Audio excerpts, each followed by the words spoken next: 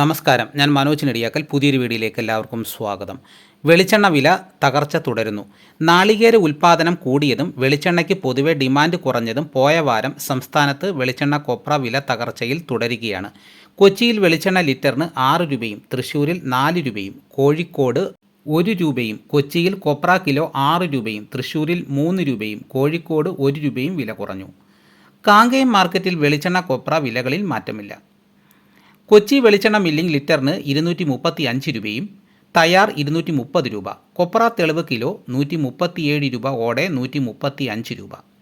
തൃശ്ശൂർ വെളിച്ചെണ്ണ 224 രൂപ, കൊപ്ര 137 രൂപ.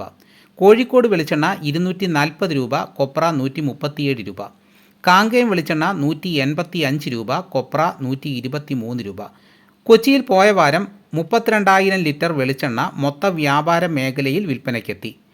വെളിച്ചെണ്ണ ഉൾപ്പെടെ പ്രധാന ഭക്ഷ്യ എണ്ണകളിൽ ഇനി മുതൽ അളവുകളിൽ കുറവ് പാടില്ലെന്ന് കേന്ദ്ര ഉപഭോക്തൃകാര്യ മന്ത്രാലയം ഉത്തരവിട്ടു. ഭക്ഷ്യ എണ്ണകളുടെ പാക്കറ്റിൽ ഏകീകരണം കൊണ്ടുവരികയാണ് മന്ത്രാലയത്തിൻ്റെ ലക്ഷ്യം.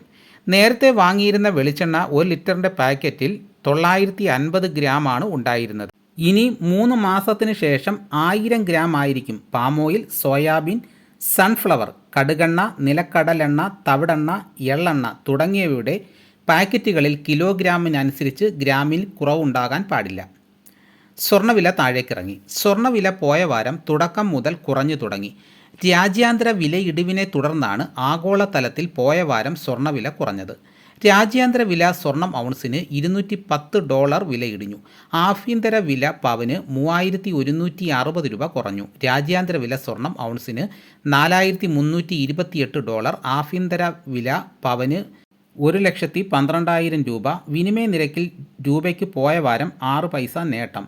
രൂപ 94 രൂപ 95 പൈസയായി മെച്ചപ്പെട്ടു. തേയിലയിലും തേങ്ങൽ. കയറ്റുമതി ഡിമാൻഡിൽ പോയ വാരം നടന്ന തേയില ലേലത്തിൽ കയറ്റുമതിക്കാർ ഇലത്തേയില കിലോ 3 രൂപ വില ഉയർത്തിയാണ് വാങ്ങിയത്. പൊടിത്തേയില ആഭ്യന്തര പാക്കറ്റ് വ്യാപാരികൾ കിലോ 7 രൂപ വില കുറച്ചാണ് വാങ്ങിയത്. ഇലത്തേയില 2,90,000 കിലോയും പൊടിത്തേയില 7,54,700 കിലോയും ലേലത്തിൽ വിൽപ്പനയ്ക്കെത്തി. ഇതോടുകൂടി വീഡിയോയുടെ പൂർണ്ണമാകുന്നു. മറ്റൊരു വീഡിയോയുമായിട്ട് ഉടനെത്താം. എല്ലാവർക്കും നന്ദി.